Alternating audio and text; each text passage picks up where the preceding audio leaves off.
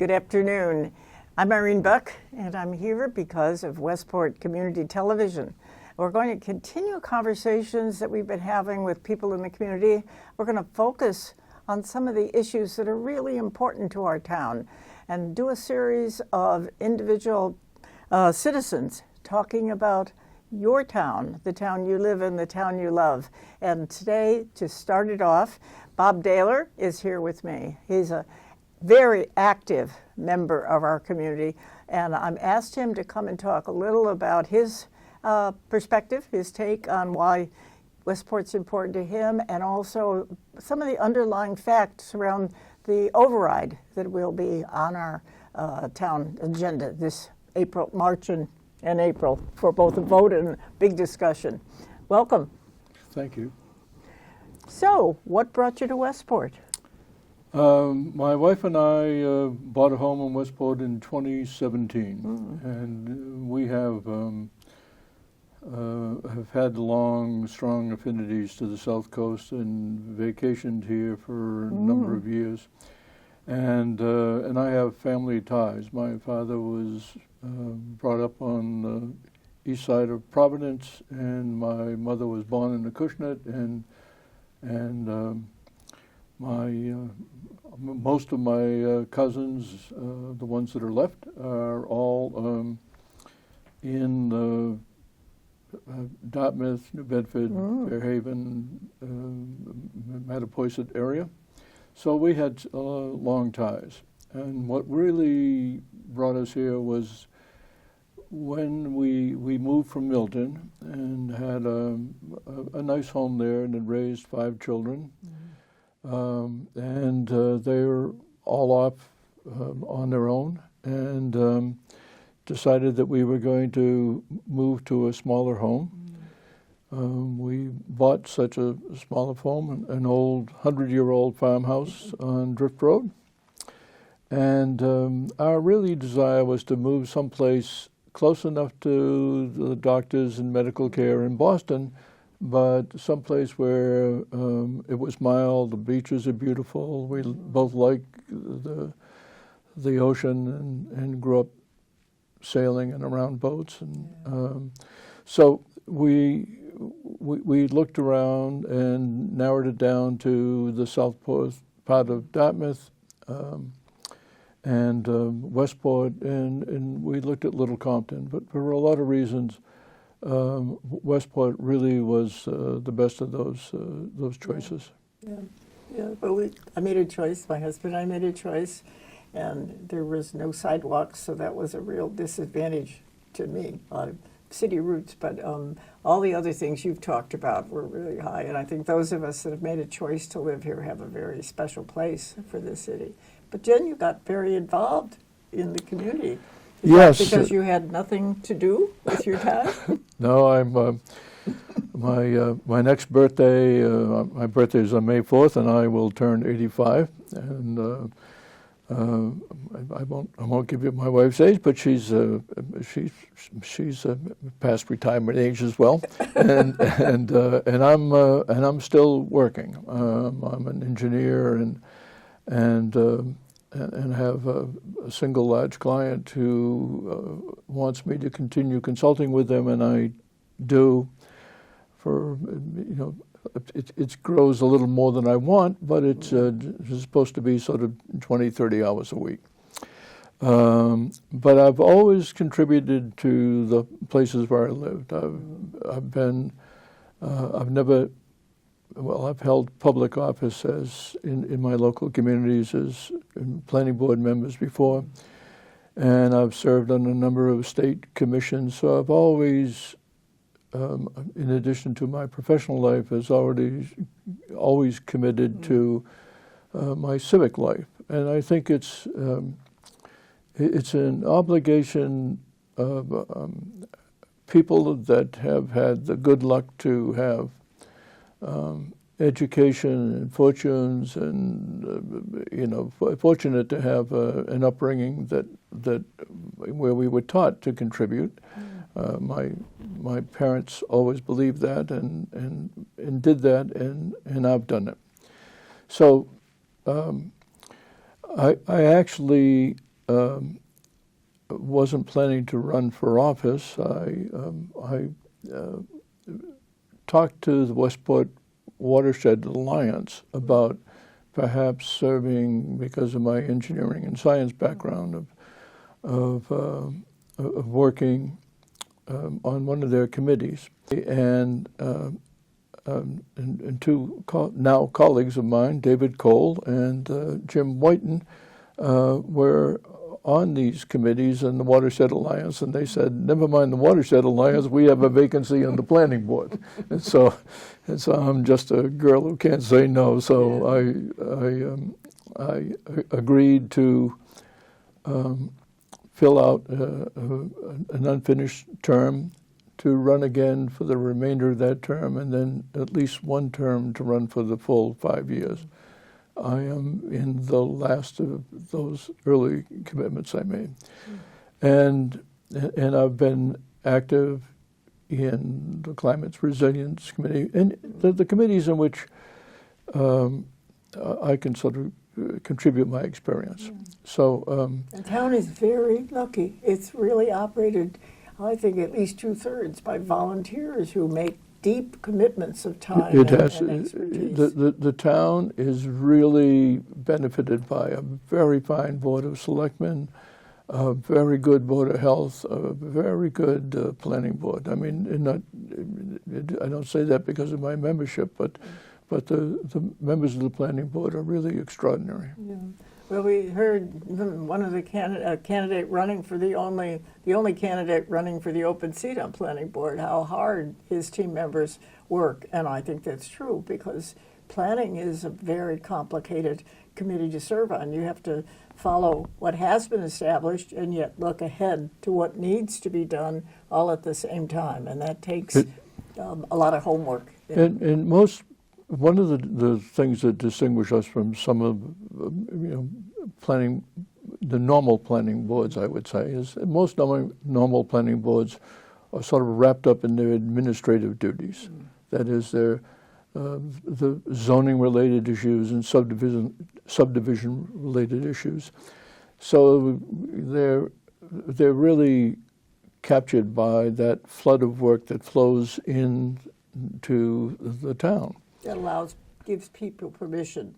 It gives permission people to build. So we are one of the development reviewing agencies in the town.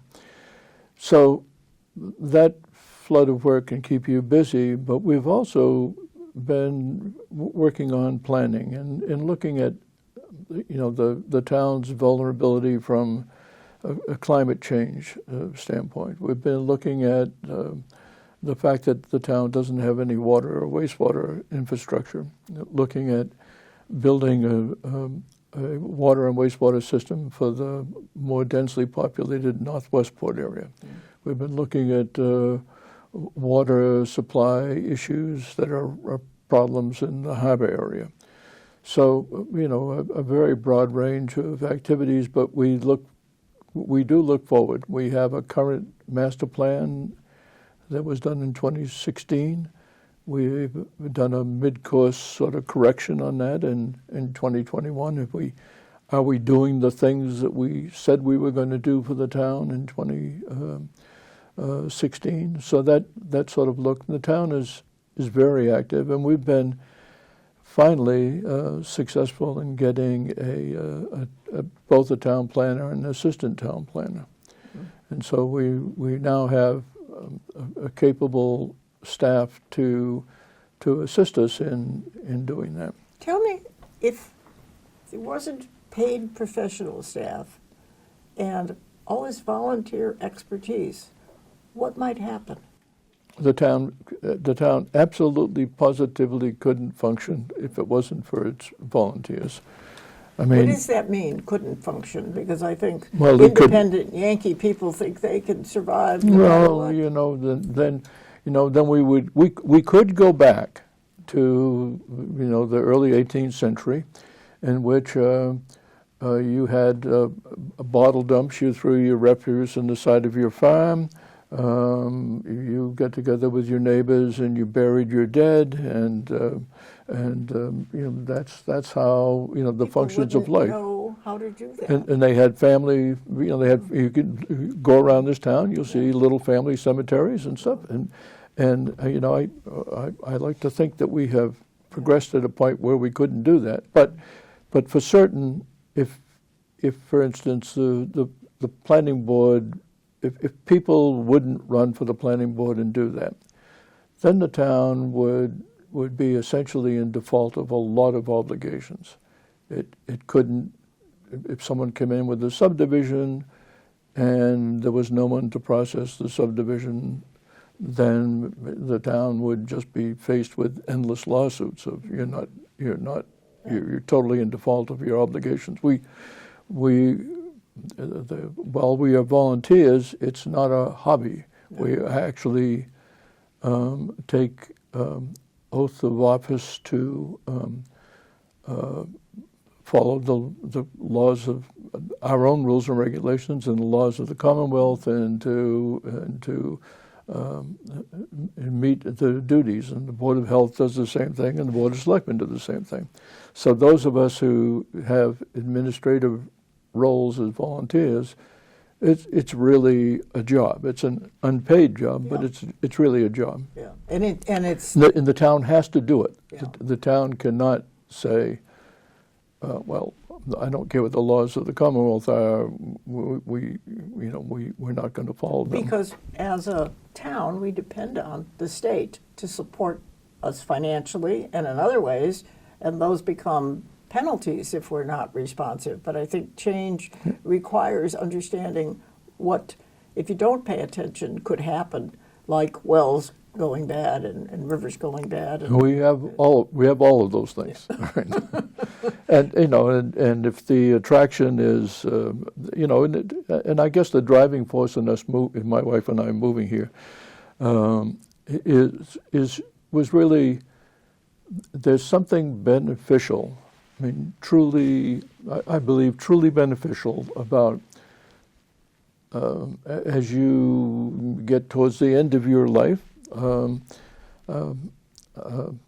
living where it's beautiful, and the idea of being able to walk on the beach and all of those kinds of things are really an extraordinary benefit. And you can think of, I've worked in lots of places in the world where those things were just, Pakistan and India and the poor areas of the Philippines, in which those things were just not possible for a lot of people.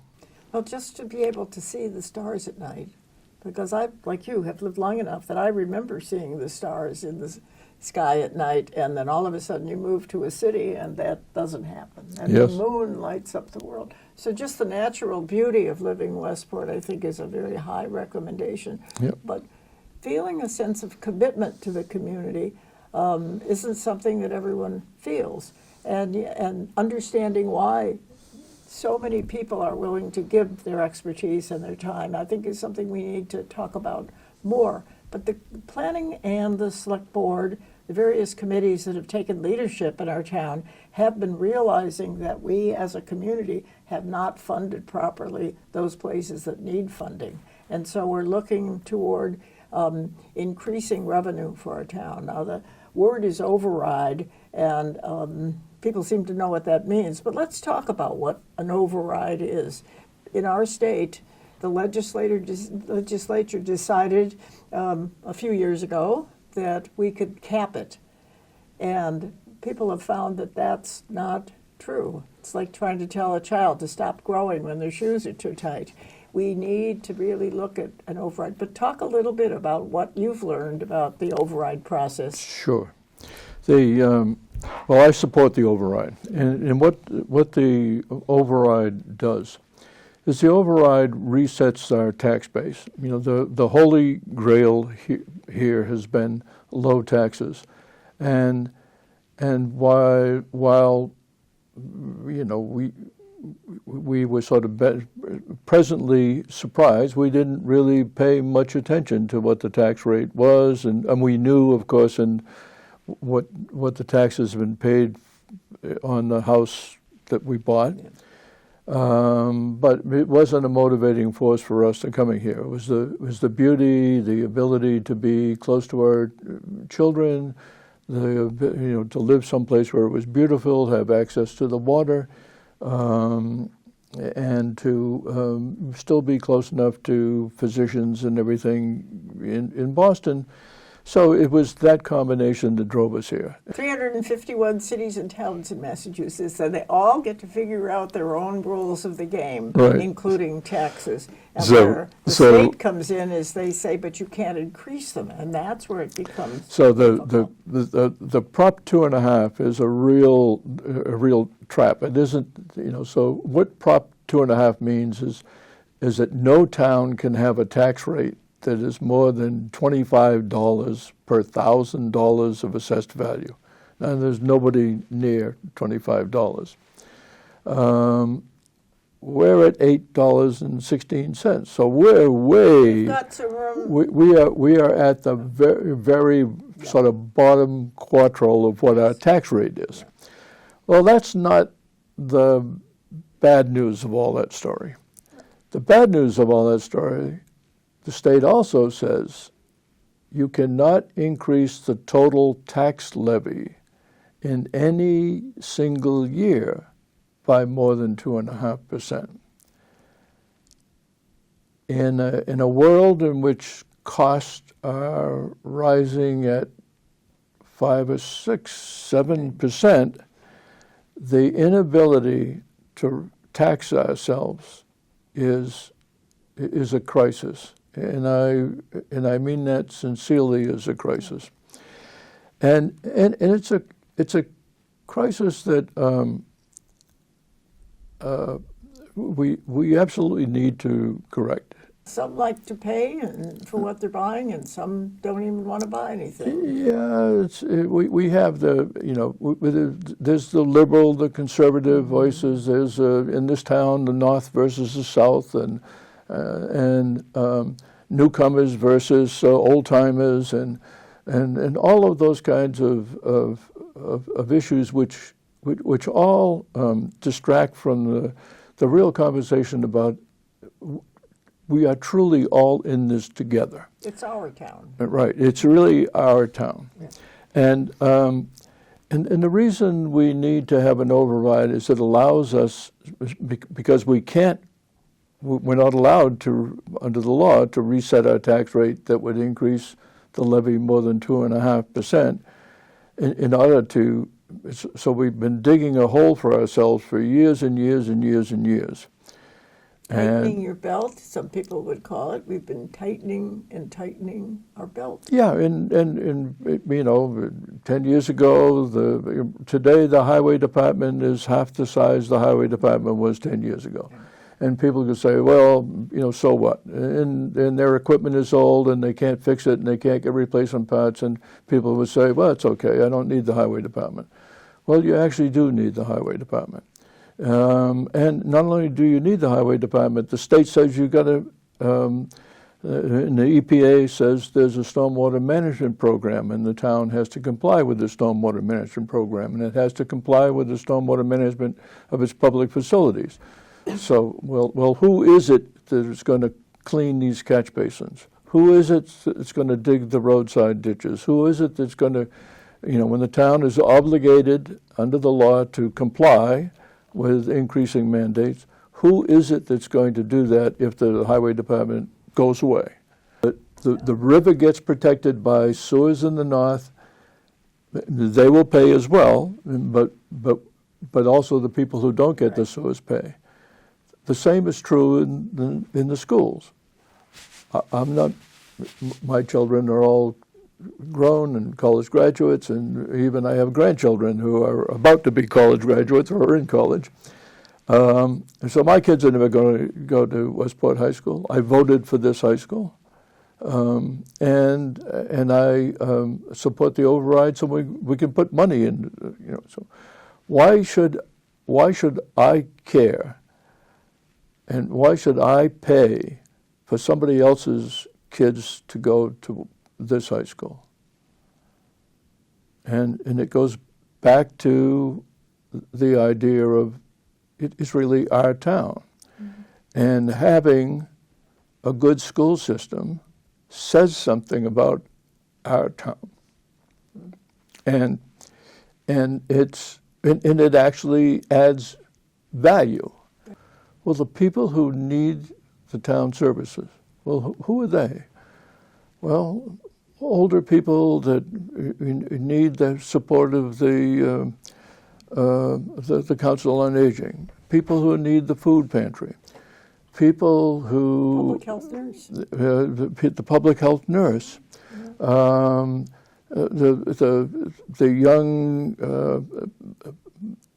husband and wife that have 3 kids and both of them are working and they have no choice but to send their kids to the public school. I think from what you've been saying, your town is a town that cares about its neighbors, that cares about what's available, and you're willing to give of your time and your expertise and some of your money.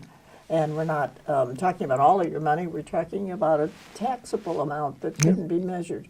I'm looking forward to talking to people that have a different idea of how they see their town, but to hear someone who has taken leadership responsibility in this town, has helped us plan forward, say that the town you live in thinks about its neighbors, and that's what taxes mean to you.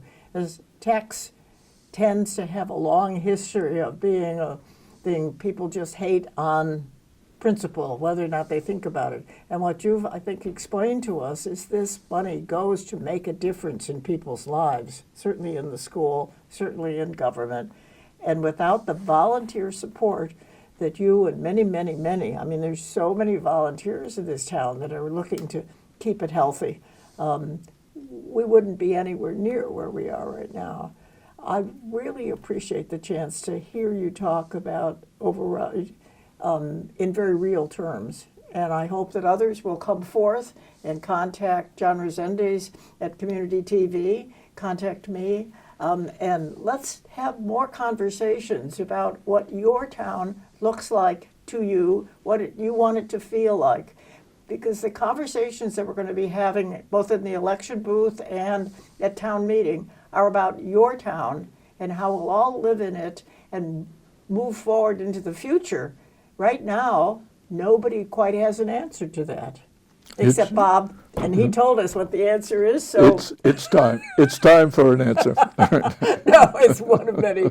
But thank you so much for letting yourself share all the things you did. Thank you for all your contributions to town. Really appreciate it. You're welcome. It's our town. It is our town.